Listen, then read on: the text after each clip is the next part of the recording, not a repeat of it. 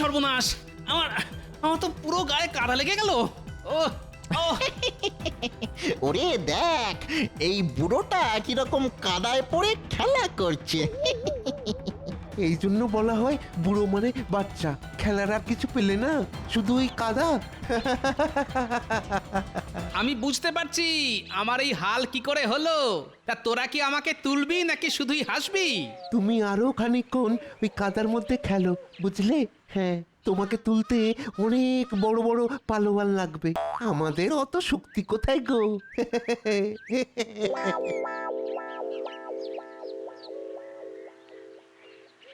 সাক্ষাৎ দুটো শয়তান।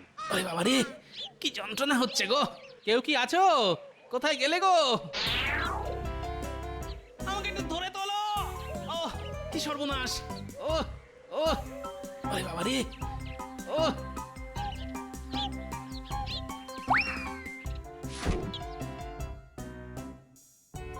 এ কি গোপাল দাদা, পড়ে গেলে কি করে? পড়েছি কি আর সাত করে? এই দেখো, কে দড়ি ফেলে রেখেছিল, ওতে পা জড়িয়ে পড়ে গেছি। ভাগ্যিস তুমি এলে, নইলে যে কিভাবে উঠতাম কে জানে। এ কি তোমার হাত দেখছি ছড়ে গেছে। আরে কি করছো? তুমি একদম চুপ করে থাকো, জায়গাটা বাঁধতে হবে, না হলে বিষে যাওয়ার ভয় থাকবে। তাই বলে তোমার অমন শাড়িটা নষ্ট করবে? ও শাড়ি আমার অনেক আছে, তোমাকে ভাবতে হবে না, বুঝলে?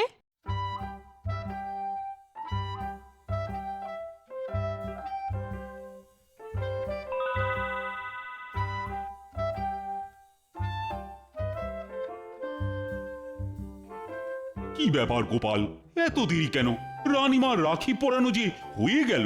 আমি আগেই জানতাম মহারাজ গোপাল দেরি করে আসবে। মন্ত্রী মশাই, আপনি যে জানতেন সেটা আমি ভালোই বুঝতে পারছি। তুমি ঠিক কি বলতে চাইছো গোপাল? গোপাল, তুমি দেরি করে এসেছো সম্পূর্ণ তোমার দোষে। এখন উল্টো পাল্টা কথা বলে কথা ঘুরিও না তো। আমাকে মার্জনা করবেন মহারাজ, আমি একটু পড়ে গেছিলাম এই আর কি। কিন্তু বাকি কোনো সভাসদদের দেখছি না মহারাজ। কেন গোপাল, তাদের কি ঘর বাড়ি নেই? তুমি কখন আসবে সেই জন্য তারা সবাই বসে থাকবে, এটা তুমি আশা করো কি করে? না না না না, আমি কোনো আশাই করিনি। তবে কিনা বাড়িঘর নিশ্চয়ই আপনারও আছে, তাও আপনি আমার জন্য বসে আছেন দেখে আমি যার পর নাই আনন্দিত। আমার কথাতেই মন্ত্রী এখনো আছে গোপাল। তুমি নিশ্চয়ই জানো যে তোমাদের থেকে মন্ত্রীর কাজ কিঞ্চিত বেশি। যাই হোক, তোমার এখন কোনো কাজ নেই গোপাল, তুমি এখন আসতে পারো। যথা আজ্ঞা মহারাজ।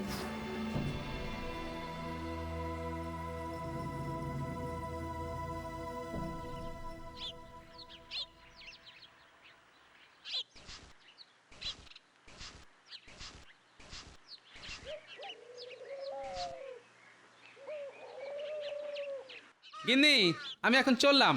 আজ একটু সকাল সকাল রাজসভায় যেতে হবে বুঝলে, কাল যেতে খুব দেরি হয়ে গিয়েছিল। যাও, তবে যাবার আগে তোমাকে একটা কথা বলি। হ্যাঁ, একটা কথা? আচ্ছা বলো শুনি। এই আমার একটা নতুন কানের দুলের শখ হয়েছে গো। তুমি আমাকে একটা কানের দুল গড়িয়ে দাও। ও একটা? দু কানে নয় বলছো? আমলো যা, আমি কি তোমার মতো কান কাটা নাকি? বলি, দুল কখনো এক কানে হয়? কোনোদিন কেউ শুনেছে? কথা ঘোরাবে না একদম, বলে দিচ্ছি। হ্যাঁ, পাগল, আমি কথা ঘোরাবো? তুমি তো আমাকে নাকে দড়ি দিয়ে ঘোরাচ্ছ। আবার বাজে কথা। আমি এখন চললাম।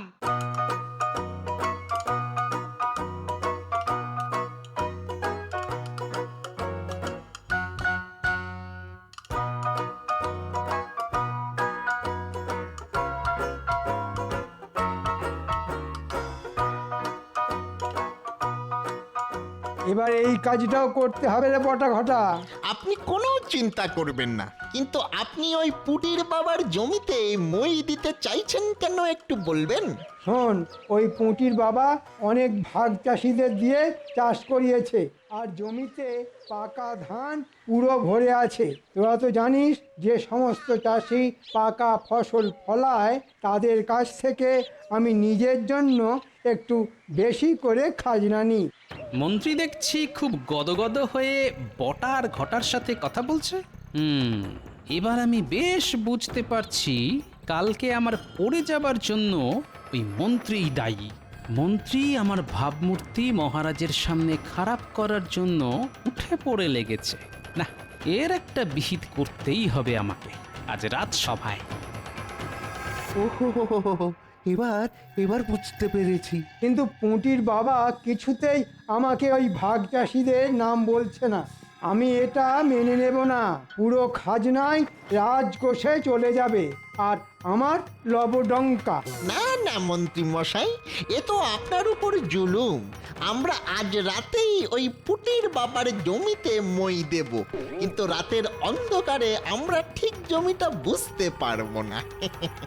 আপনাকে কিন্তু একটু সঙ্গে থাকতে হবে। ঠিক আছে, আমি থাকবো তোদের সাথে। হ্যাঁ মহারাজ, গোপাল আজ একদম ঠিক সময় চলে এসেছে। সে তো দেখতেই পাচ্ছি। হায় গোপাল, তোমার আর রানীমার হাতে রাখি পরা হলো না। না, পড়া হলো না, তবে তাতে কিছু হয়নি। কি বলছো গোপাল? মহারাজ, গোপাল বলছে। আমাকে কথা শেষ করতে দিন মন্ত্রী মশাই। কি মুচকি হাসছো গোপাল? পুটির মা আমাকে রাখি পরিয়েছে। কোথায় তোমার রাখি গোপাল? ওই পট্টিটা? হ্যাঁ ওটা তোমার রাখি? হ্যাঁ এতে এত হাসির কি আছে? মহারাজ, আমার নিজেরই একটা ছড়া মাথায় এসেছে। আপনি অনুমতি দিলে বলতে পারি, যদিও আমি সভাকবি নই। অনুমতি দিলাম মন্ত্রী। পুঁটির মা যমুনা, গোপাল হলো জম। গোপালের হাত গেছে কেটে, মাথায় আলুর দম। শুধু হাত নয়, নয় শুধু মাথা, লেগেছে যে পাঁজরে, এসবই হলো মন্ত্রীর বিষ চোখের কুনজরে। কি এত বড় কথা? আমি তোমাকে কুনজর দিয়েছি? আপনি ছাড়া আর কে দেবেন? আমি একটা ছড়া বলতেও মহারাজের অনুমতি নিই। তুমি সেটুকু নেবার প্রয়োজন বোধ করো না। তোমার এত বড় স্পর্ধা হয় কি করে গোপাল? আমার মনে হয় মহারাজ, এবার দুজনেরই থামা প্রয়োজন। আমারও তাই মনে হয়। এই কথার কোনো শেষ নেই। এত কথায় নতুন কিছুই আবিষ্কার হবে না। হ্যাঁ, এই সময়টাই বড় অশুভ মহারাজ। কিন্তু গোপাল, তোমার যে পাঁজরে লেগেছে একবারও কিন্তু আগে বলনি তো। বললে একটি ওষুধ দিতাম। এসব বাহানা, ওর কিচ্ছু লাগেনি। ও কাল দেরি করে আসার জন্য এখন বাহানা বানাচ্ছে। আমাকে নিয়ে ছড়া টিপ্পনি কাটবার আপনি কে হে? আমার সম্বন্ধে বাজে কথা বলার অনুমতি তোমাকে কে দিয়েছে গোপাল? তুমি বলছো আমার বিষ নজরে তোমার লেগেছে? প্রমাণ আছে? প্রমাণ কি আমি সঙ্গে নিয়ে ঘুরি?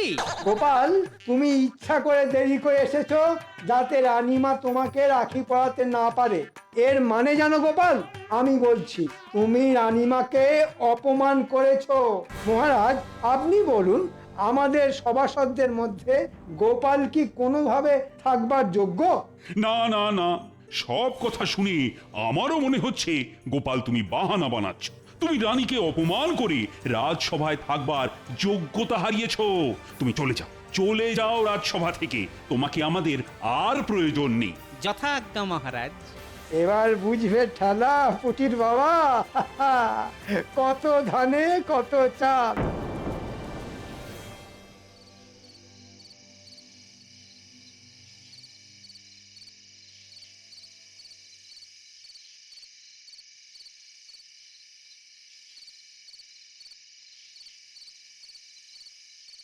নে নে, তোরা কাজ কর, তোরা কাজ শুরু কর।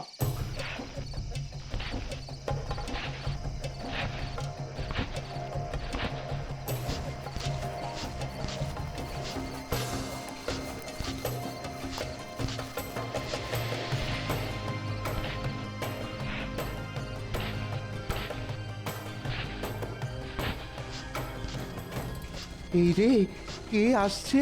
তাই তো, একটা ছায়ামূর্তির মতো এগিয়ে আসছে। ওরা ওদিকটা কাজ করতে থাক, আমি এদিকটা দেখছি।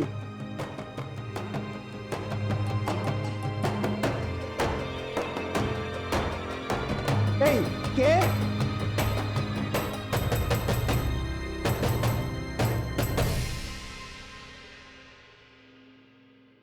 নবাবের চিঠি এসেছে। নবাব খাজনা চেয়ে পাঠিয়েছে। এবারে শুনছি তো ভালোই ফসল হয়েছে, তাই নবাবকেও ভালো রকমই খাজনা দেওয়া যাবে। নবাবও ভীষণ খুশি হবেন। মহারাজ, আমি যেটা বলতে চাইছি,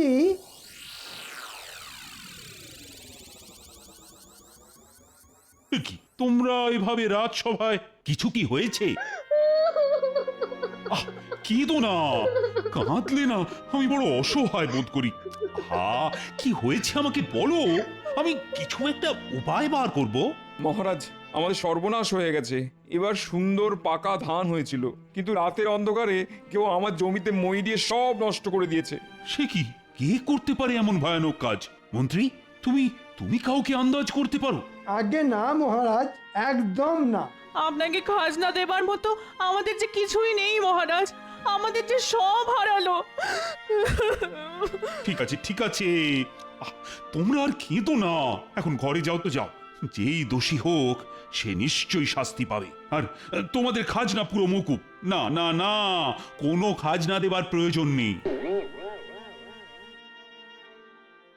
না না না না না, এ আমি কিছুতেই মেনে নেবো না।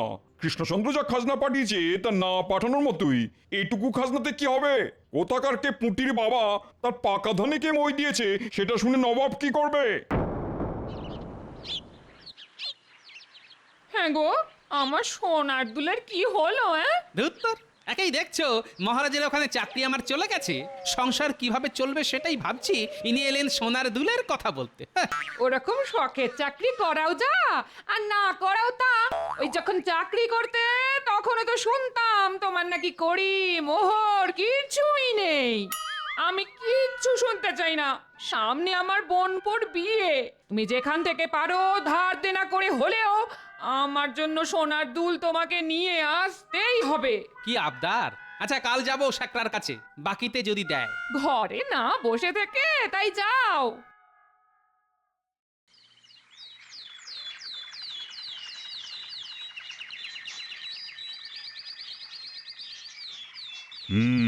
খুবই গুরুগম্ভীর বিষয়। নবাব একটি পত্র পাঠিয়েছেন, আর তাতে বলা হয়েছে হয় নবাবের পুরো খাজনা চাই, নয়তো পুঁটির বাবার পাকা ধানে যে মই দিয়েছে তাকে তার চাই। এটা কি করে সম্ভব মহারাজ? কে পুঁটির বাবার পাকা ধানে মই দিল তা তো আমরা জানি না। জানতে হবে, তুমি যেহেতু রাজ্যের মন্ত্রী তাই তোমাকেই জানতে হবে। আচ্ছা, আমি দেখছি মহারাজ, ঠিক কি করা যায়। ভাবো ভাবো, তোমরা সবাই ভাবো। নবাব নবাব রীতিমতো অপমান করেছে আমাকে, বলেছে যে মই দিয়েছে তাকে না পেলে আমার গর্দান নেবে। আমি ভাবছি যে মই দিয়েছে না তার আমি গর্দান নেব। সোনার দাম যে অনেক বেড়ে গেছে গোপাল। আমি বুঝতে পারছি। ওই একটু অল্প সোনা দিয়ে খাতটাত মিশিয়ে বানিয়ে দাও দেখি, মানে বেশ যেন চকচক করে আর কি, তাহলেই আমার গিন্নির মুখটা ঝকঝক করবে। কি যে বলেন গোপাল দাদা। আচ্ছা, এই আংটিতে কত ভরি সোনা আছে একটু মেপে দিন না। এই আংটি কোথায় পেলি বল? যাব বাবা, তোমাকে বলতে যাবো কেন? হ্যাঁ, এবার মারা খাবি কিন্তু। এটা মন্ত্রীর আংটি, আমি খুব ভালো করেই চিনি। তুই মন্ত্রীর আংটি চুরি করেছিস? চুরি করব কেন? মন্ত্রী মশাই আমাকে দিয়েছেন। মন্ত্রী মশাই এমনি এমনি তোকে এত দামি আংটি দিয়ে দিল? এটা আমি বিশ্বাস করব? সকাল সকাল এসব কি বাবারে? তোমরা দুজনেই যাও এখান থেকে, শেষে আমি না ঝামেলায় পড়ি। মহারাজ যদি জানতে পারে তাহলে আমারই বিপদ। কেলা তো হাজতে গেলেও ওর কিছুই যাবে আসবে না। আর গোপাল, তোমার তো চাকরি নেই, ধারে এখানে কিছুই হবে না। যাও যাও যাও যাও যাও। তুই যদি আমাকে পুরো কথা না বলিস তাহলে তোর জায়গা হবে গারদে, বুঝলি? যা ঘটেছে পুরো বল। বিশ্বাস করো, এটা আমাকে মন্ত্রী মশাই দিয়েছে। কারণ ওই অন্ধকার রাতে মন্ত্রী পুঁটির বাবার জমিতে মই দিচ্ছিল, আর আমি সেখানে। জমিতে মই দেওয়া দেখে ফেলেছিস? এখন এখান থেকে তাড়াতাড়ি চলে যা আর সব ভুলে যা। চলে যেতে পারি, কিন্তু ভুলে যাব কি করে মন্ত্রী মশাই? আশা করি এটা পেলে নিশ্চয়ই ভুলে যাবি। এতে যা শোনা আছে তাই দিয়ে তুই আরাম করে থাকতে পারবি।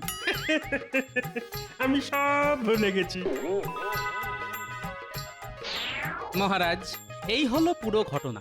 আমি জানতে পেরেই ওকে রাজসভাতে নিয়ে এসেছি। আমাকে মাফ করে দিন মহারাজ, আমি কিছু করিনি, আমি শুধু দেখে ফেলেছিলাম। তুমিও দোষী, তোমার এই ঘটনার কথা আমাকে জানানো উচিত ছিল। কি ঘটনা মহারাজ? আপনি কি বুঝতে পারছেন না? চেলা আমার আংটি চুরি করে ধরা পড়েছে আর এখন নিজেকে বাঁচাবার জন্যে আমার নামে গল্প বানাচ্ছে। তাই নাকি মন্ত্রী মশাই? যদি আপনার আংটি চুরি হতো তাহলে আপনি নিজেই তো অভিযোগ করতেন। কই, আপনি তো তা করেননি। না মানে চুপ করো মন্ত্রী, তোমার শাস্তি আমি দেব না, নবাব দেবেন। নবাবের হাতে আমি তোমাকে তুলে দেব। প্রহরী, এক্ষুনি মন্ত্রীকে বন্দি কর। শুধু আমাকে বন্দি করলেন মহারাজ, ঘটার বটাও আমার সাথে ছিল। তাদের কথাও মহারাজ ভাববে মন্ত্রী মশাই, আপনাকে ভাবতে হবে না। মন্ত্রীর 1 বছরের মাইনে যা মূল্য হয় সেটা পুঁটির পরিবার আর ভাগ চাষীদের দেওয়া হলো। আর গোপাল, তোমার কাছে আমি নিজেই লজ্জিত। তুমি রাজসভায় তোমার জায়গায় বসে আমার লজ্জার হাত থেকে মুক্তি দাও গোপাল। যথা আজ্ঞা মহারাজ।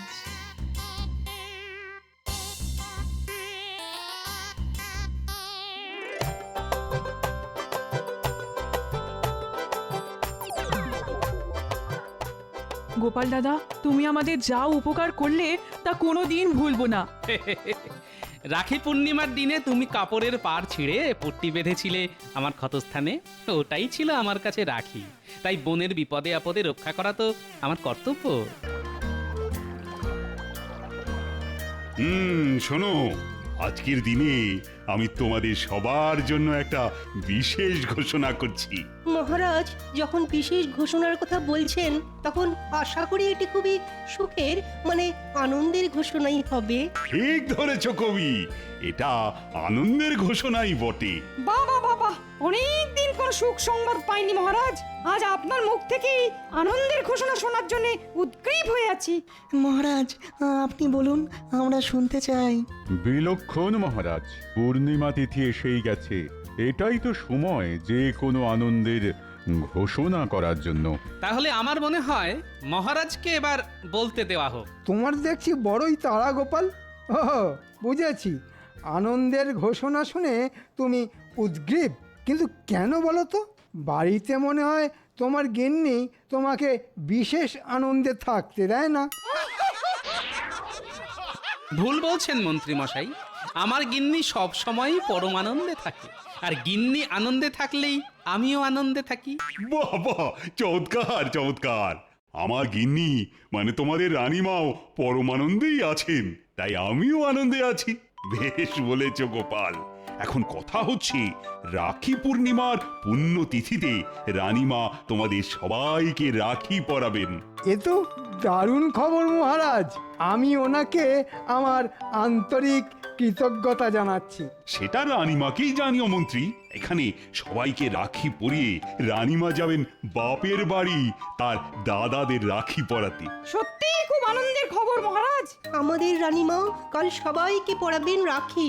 সেই আনন্দে নেচে উঠেছে আমার মনের পাখি। হ্যাঁ, সত্যি এটা খুব আনন্দের খবর। আর এই যে আনন্দ, এটা শুধু মনে, বিজ্ঞান এর হদিশ পায়নি। ঠিক ঠিক। খুবই ভালো কথা মহারাজ, কিন্তু একজনকে নিয়ে আমার খুব চিন্তা আছে। চিন্তা?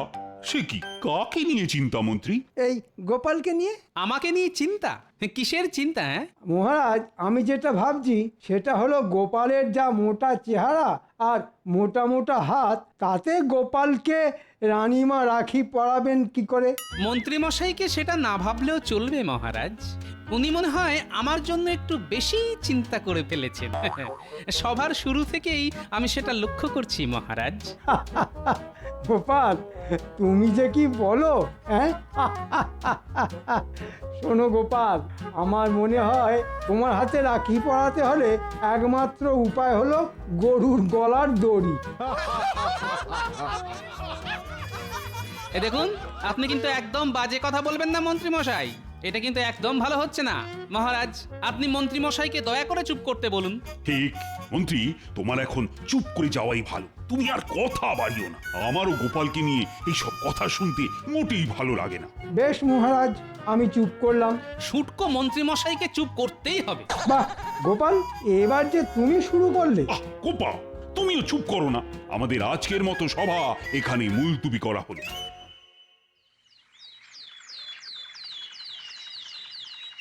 আমাকে শুটকো বলা? গোপালের এত বড় আস্পর্ধা, এর আমি প্রতিশোধ নেবই নেব।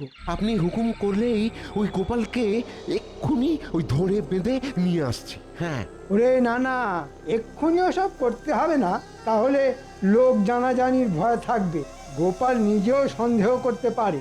এমন কিছু করতে হবে যাতে গোপাল শায়েস্তা হবে। বুঝেছি, তার মানে আপনি চাইছেন যাতে সাপও মরে আর লাঠিও না ভাঙে, তাই তো? ঠিক ধরেছিস বটা, যত দিন যাচ্ছে ততই তোর বুদ্ধি খুলছে। শুধু এইটুকুই কর যাতে গোপাল আছাড় খেয়ে পড়ে যায়। শুধু আছাড় এতেই হবে? হ্যাঁ, আপাতত এতেই হবে। আমি এখন যাই, তোরা কিছু কর। গোপালের এই পথ দিয়ে যাবার কিন্তু সময় প্রায় হয়ে এসেছে। কিচ্ছু ভাববেন না মন্ত্রী মশাই, আপনি নিশ্চিন্তে বাড়ি গিয়ে নাকে তেল দিয়ে ঘুমন।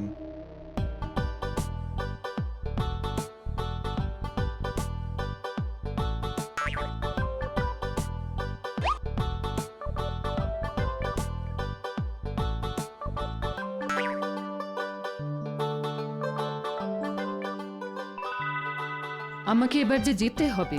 হ্যাঁ হ্যাঁ হ্যাঁ, তুমি যাও রানী, তুমি যাও, আর দেরি করো না, তাহলে তোমাদের দাদাদের রাখি পড়াতেও তো দেরি হয়ে যাবে। কিন্তু গোপাল যে এলো না এখনো।